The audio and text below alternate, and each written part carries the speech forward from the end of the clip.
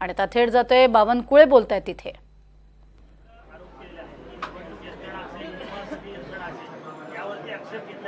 नेहमीप्रमाणे आणि अगदी वोटिंग चुकीचं झालं तिथं निवडणूक आयोगाने केले होते।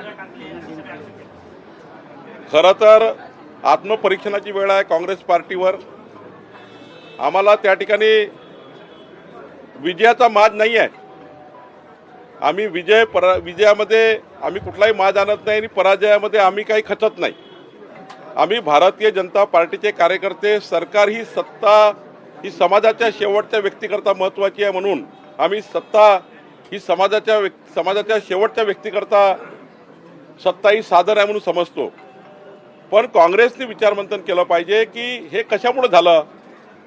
तर लोकसभेच्या निवडणुकीमध्ये जो खोटारडेपणा केला, जनतेला कन्फ्यूज केलं, जनतेला खोटं बोलले आणि त्याचा बदला जनतेने घेतला। कोणतंही खोटेपणा जास्त दिवस चालत नाही। हरियाणामध्ये आणि जम्मू काश्मीरमध्ये तुम्हाला जो भाजपचा विजय दिसतो आहे, या लोकसभेच्या निवडणुकीमध्ये काँग्रेस पार्टीने केलेला खोटारडेपणा उघड झाला।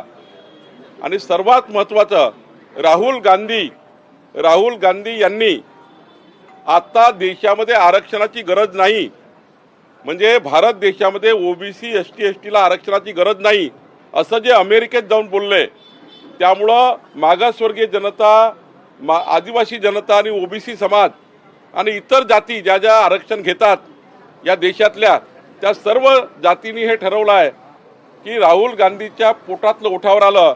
राहुल गांधी आरक्षण विरोधी आहे। राहुल गांधींनी म्हटलं आहे की या देशामध्ये आरक्षणाची गरज नाही आणि म्हणून देशाची जनता ज्या ज्या निवडणुका पुढे होतील त्या निवडणुकीमध्ये राहुल गांधी यांचा आरक्षण विरोधी चेहरा हा त्या ठिकाणी बुरखा फाडल्याशिवाय राहणार नाही। आणि लोकसभेतला जो खोटारडेपणा तुम्ही केला काँग्रेस पार्टीने, तो आता जनता याचा बदला घेतल्याशिवाय राहणार नाही। काश्मीरमध्ये अपेक्षित रिझल्ट म्हणजे अपेक्षित यश आलं नाही, खरं तर आले चांगलं यश, पण जे तुम्हाला अपेक्षित होतं अगदी एक हाती पूर्ण ज्या पद्धतीने म्हणत होतात त्या मला कळतच नाही मीडियाला काय झालं।